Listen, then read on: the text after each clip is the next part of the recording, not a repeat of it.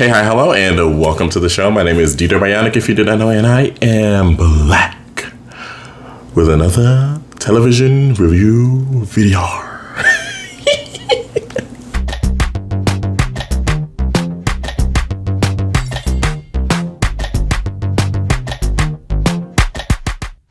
Okay, so I haven't done this ever. I haven't reviewed this show ever, but as you saw in the title, I'm reviewing RuPaul's Dress Race. RuPaul's Dress Race. I just got off work, y'all. It's been a long day. RuPaul's Drag Race Season 16. I have been a fan for a number of years now, basically since my partner and I got together. He got me into it.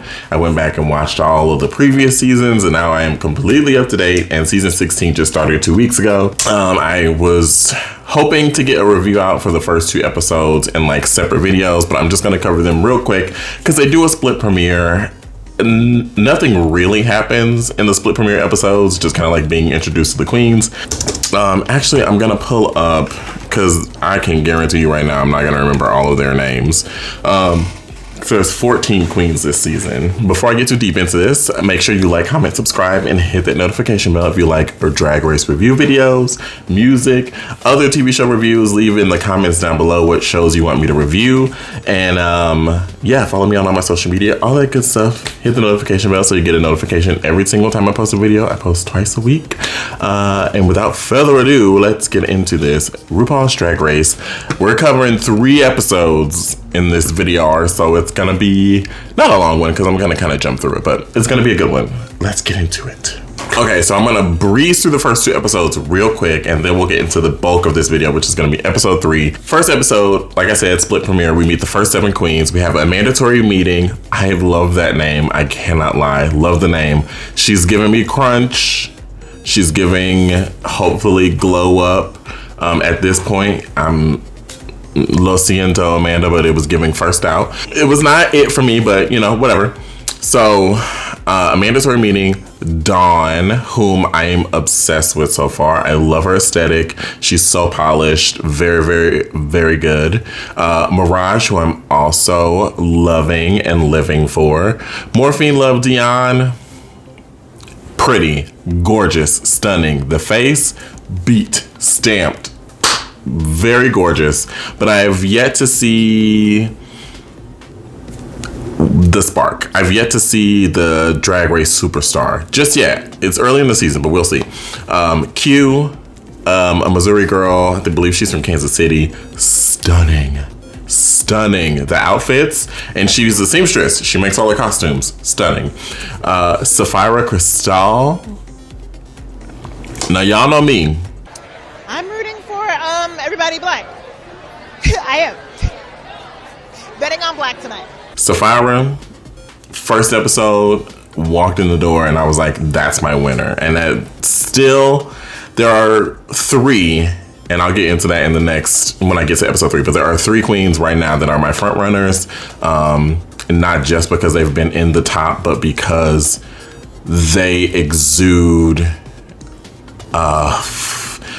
an interesting, they've caught my eye so far. So Sapphira Crystal is one of them for sure. And then Tsunami Muse, who is the daughter of Candy Muse, who in this episode kind of was a little lackluster for me. Didn't really give what I know the House of Muse could give, because I do love me some Candy Muse.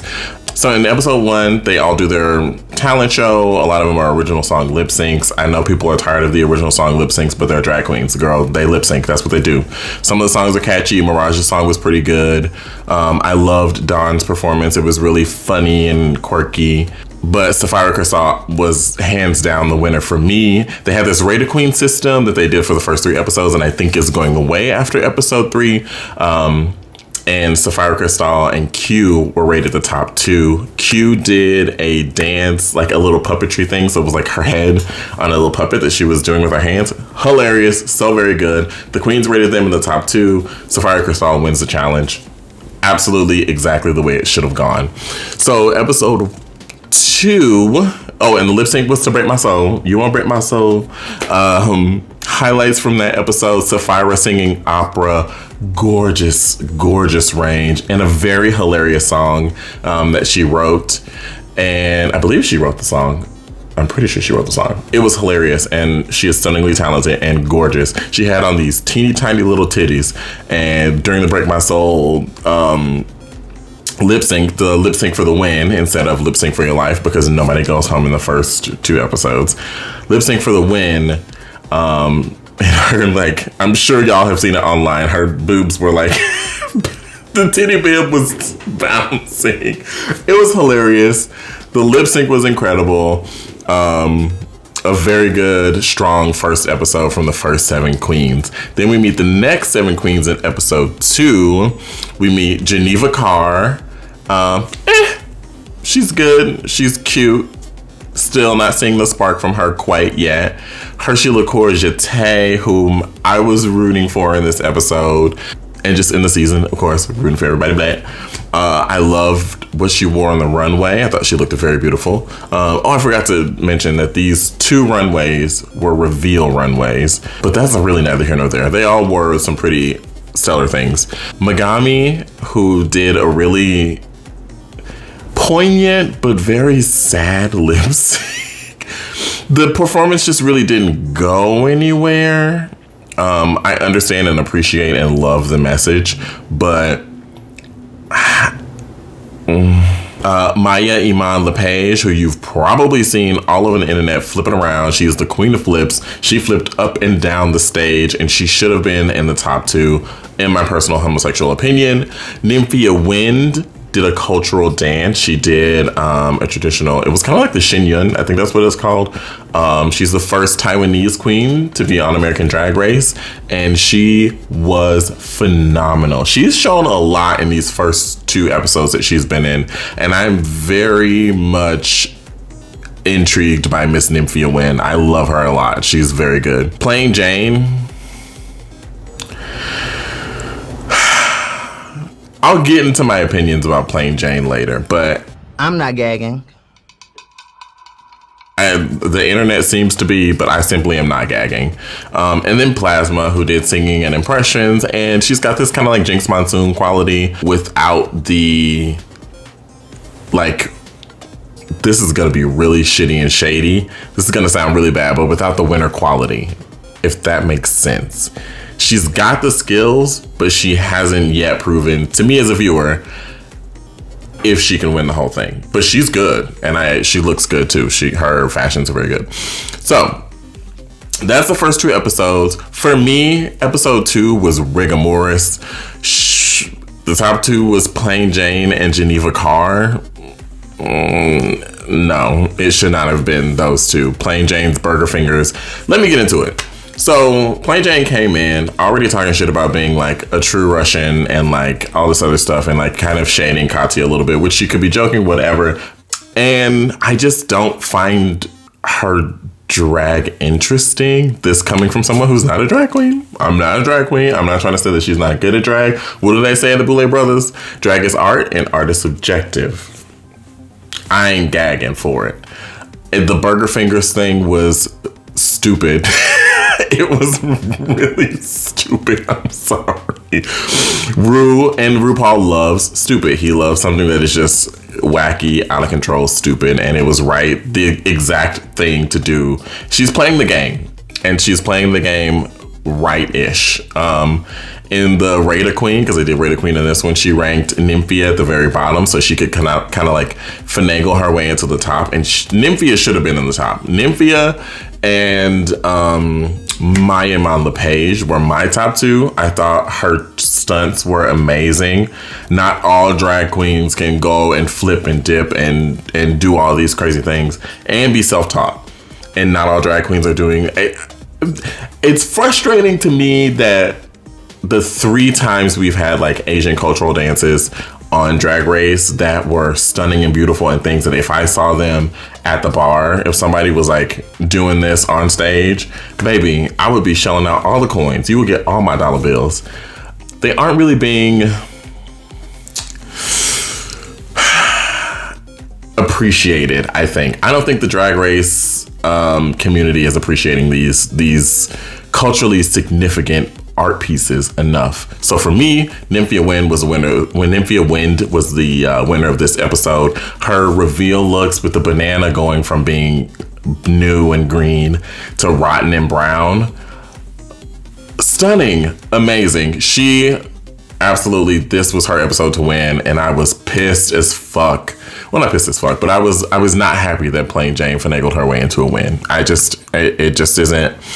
It's not giving me Drag Race Superstar. It's giving me Mean Girl who is there. Now let's get into the meat and potatoes of this review video. So we get to episode 3. The queens have met each other. They have started to kind of develop their friendships and their rivalries and all this stuff. And Rue comes in. It's the mother of all balls. So category, it's a ball challenge. If you are not a fan of Drag Race, the ball challenge is 3 looks. 1 look is usually made from either unconventional materials or materials that are provided. So look 1 is Mother Goose, so a look inspired by a nursery rhyme. Look 2, Significant Mother, a look inspired by a significant motherly figure or that thing. And look 3, which is the look that needed to be created using menswear, which I thought was really cool. Call Me Mother Father Eleganza. So I'm not going through all of these queens looks. I simply cannot do that. I'm gonna go through the top 3 and the bottom 3, and I'll make some little remarks about others throughout. Before I get to the looks though, Rue is walking through the workroom and oh, I forgot to mention, Sapphira Crystal and Plain Jane won immunity, an immunity potion that they can use for themselves or for someone else.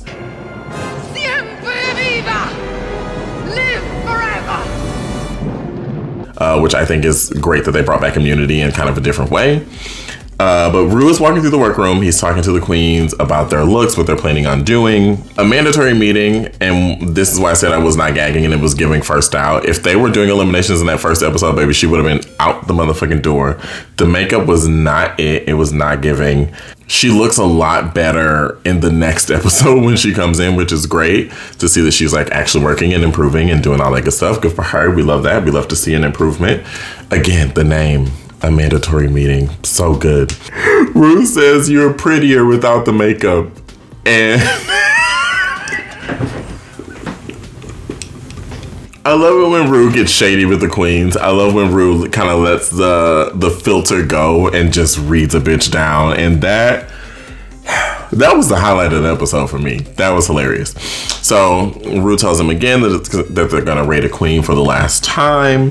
And then let's get to the runway. So I'm going to skip over their first 2 looks just because I don't really care that much. Geneva Carr is wearing this like military, almost like really plain, kind of ill-fitting, I don't even know what to call it, dress maybe.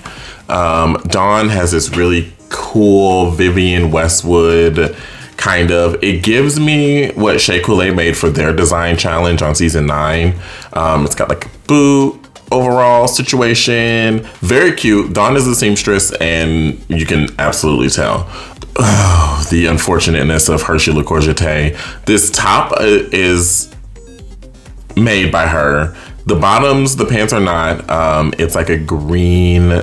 It's not giving. It's giving very much church lady, which is good sometimes. And the hair. Oh, the hair. It was giving shake and go. Absolutely. It was secure though. The wig was glued down. Mirage in this 2-piece, kind of like post-apocalyptic. It was cute. It was safe. It deserved safe for sure. Megami, who is also kind of a maker, Megami does cosplay. This was cool. I felt like the length was a little awkward and the color story was maybe a little all over the place, but otherwise it was a fairly good, it fit the safe category. A mandatory meeting. The makeup is much better, I will say that. The hair, I don't know really what the hair is giving. The outfit is well made. This like tube top dress situation, again, not gagging, but definitely deserves safe. Now, Geneva Carr was one of the bottom 2. The other bottom was Hershey Le Courgette. Hershey definitely deserved to be in the bottom. Unfortunately, that makes me sad to say. I would have traded Geneva Carr for Morphine Love Dion, because what is this? it's not. She said something about a witch hat. It definitely doesn't. It looks like a poorly made bucket hat. And I can speak to the outfits that they're making because I make clothes. It just did not give me fashion or eleganza. That's just my opinion. I don't know what the hell the little clips are and the thing on the back. Girl, I don't know what it was. I would have switched her for Geneva Carr. I thought Geneva Carr's look was better than hers. Actually, I would have switched her for Geneva Carr in the bottom two, but I really would have switched her for Maya, what's her name? Maya Iman LePage. Isn't that her name? Yeah, Maya Iman LePage. I like this like sort of punky Vivienne Westwood. It's not great. It's not very well made, but this has more of an aesthetic and a point of view to me than Morphine Love Dion's did. And I love this hair. Baby, this hair on her, gorge. So she was in the bottom. So it was Hershey, Geneva Carr, Maya Iman LePage in the bottom. So remember when I said that I have a top three, like at the end, these are going to be the three we still have. For me, the front runners as of right now are Q, Sapphira Crystal, who is my overall winner at this point. I don't know. I can't even say that. Q, Sapphira Crystal, and Nymphia Wind. Those three are my absolute top three, and you're going to see why in these looks. Q, this like Tom Brown, Vivienne Westwood, couture. This is stunning. Stunning. And she just like did it. And the judges asked her, they were like, did you have what was the most difficult part of making this outfit? And she said, none of it. Like, you can tell, like, the things she's worn so far, this seems like it's simple compared to those things. So Q stuns the house down. Love it. Amazing. Up next is Nymphia Wind. Listen, I want to talk about all three of Nymphia's looks. And the reason that I have Nymphia and Sapphira Crystal a little above Q is because Nymphia and Sapphira have shown a bit more personality for me. They've kind of stood out just a little bit more. But Q, stun. Nymphia is like this little chaos gremlin, and I live for that. She's got this whole banana aesthetic. Yellow, the ties, the 3-dimensional ties over this like leather dress, mullet dress with the yellow boot and the like menswear. This is couture. This is couture. Her first look, Little Boy Blue, was like, and I think the judges said this to her as well. They were like, you are like a chameleon. You looked different in every single look. And my God, she looked stunning in every single look. But this was hands down my favorite look from her. And she ends up winning the challenge, just so you know. Stunning. The face card never declines. Sapphira Crystal, this was not my favorite of the three. My favorite of the three was actually her. I want to talk about all three of her looks as well. Her, Mother Goose, she was a fucking pumpkin. She was a fucking pumpkin. Or was she a peach? No, she was a pumpkin. Either way, it was stunning. She walked out. I could not breathe. And then our second look, what is it? Significant Mother. That fucking Eve with the braids all the way down to the floor, this completely stoned bodysuit. The body, correct. The face, correct. The hair, correct. Oh my God. And then this look gave me very much Chucky, and it's probably because we've been watching so much Chucky lately, but it definitely gave me very much Chucky, and I live for it. It is amazing. It's very well constructed. It's well made. Obviously, Miss Girl knows what she's doing. Stunning. These three back to back, each time they came out, I was gagging. Absolutely, I was gagging. Stunning. I could watch all day. This hoe I would have put in the bottom too. She's pretty. Don't get me wrong. Stunning, gorgeous, beautiful. The hair, amazing. But her personality sucks. I'm not a fan. Not a fan. And that is what it is. Yeah, it just didn't give me what I was looking for. I couldn't really understand what the outfit was supposed to be, but listen, her face is always mugged. She is always beautiful. I mean, that's just the facts. You can't deny that. You can't deny that she's a good drag queen, but the outfit didn't really make sense to me. Up next is Tsunami Muse. I thought this was cute. I thought all of her looks were just kind of like simple.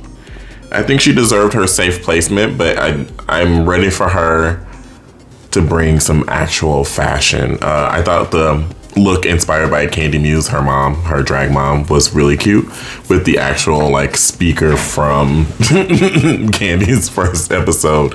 Hello, editing Darius here. Not Darius, editing DDare here. I totally forgot to talk about Tsunami's fucking Mother Goose look where she came out as the goddamn Humpty Dumpty. Amazing. It was absolutely incredible. And then it revealed to her being the egg yolk, and that it was sickening. I completely forgot about it in talking about all of the looks, but it was amazing. I just wanted to talk about that real quick. Okay, back to the video. Bye. I thought that was cute. So this safe as it should have been. And last but certainly not least is Plain Jane. Plasma. I liked her other two looks, her Mother Goose and her Significant Mother looks. Her Significant Mother look specifically was my favorite of the three. Anne Boleyn, it was great. The garment was made very well. This was very well made as well. It fit great. It just was not exciting. It was very plain. And I felt like that kind of through all three of her looks. It's kind of the same thing with Tsunami Muse. I'm ready for her to bring some like real fashion to the stage. She's shown talent. I'm ready for some real drag to hit the stage from Miss Plasma. But this was fine. It was serviceable. It was safe. And that's exactly what she was.